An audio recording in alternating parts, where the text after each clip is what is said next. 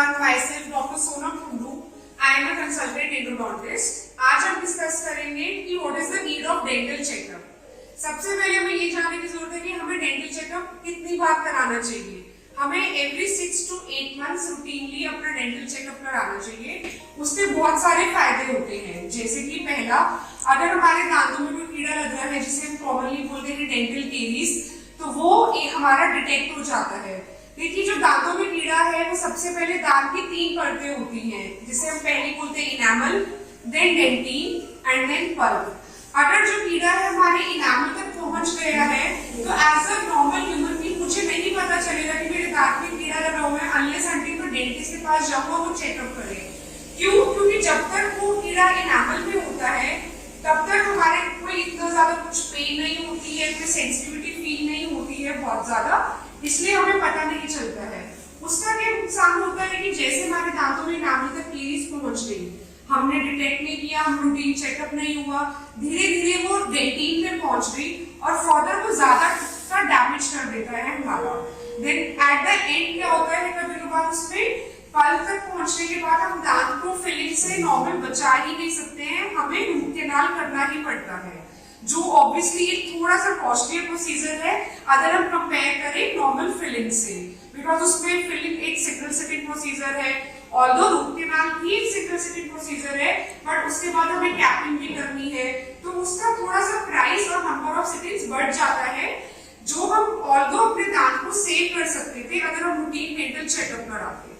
Secondly, कभी कभार क्या होता है हमारे दांतों में बहुत कॉमन है, जैसे कि एक पेनिकल करके लेयर होती है, वो जम जाती है जब भी हम खाना खाते हैं हमारे मसूड़ों की लाइनिंग पे। जब हमारे ड्रम्स की, या जो मसूड़े जिन्हें हम बोलते हैं, उनकी लाइनिंग पे वो जमी रहती है, वो धीरे धीरे कैल्सिफाई हो जाते हैं और पत्थर बन जाते हैं।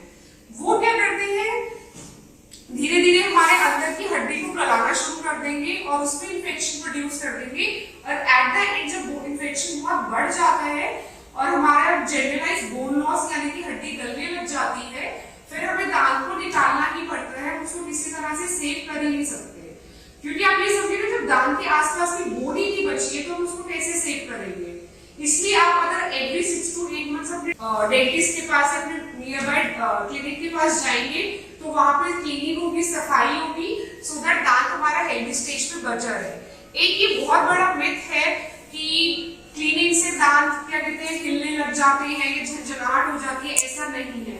क्लीनिंग नहीं कराएंगे तो दांत हिलेंगे। क्यों? क्योंकि वो परत है, वो बस दांतों को आपके पकड़ के रख रही है, अंदर से हड्डी तो पूरी गल रही है आपकी। अगर आप क्लीनिंग कराएंगे तो अंदर बोन में इन्फेक्शन नहीं जाएगा, वो एक हेल्दी स्टेज में रहेंगे।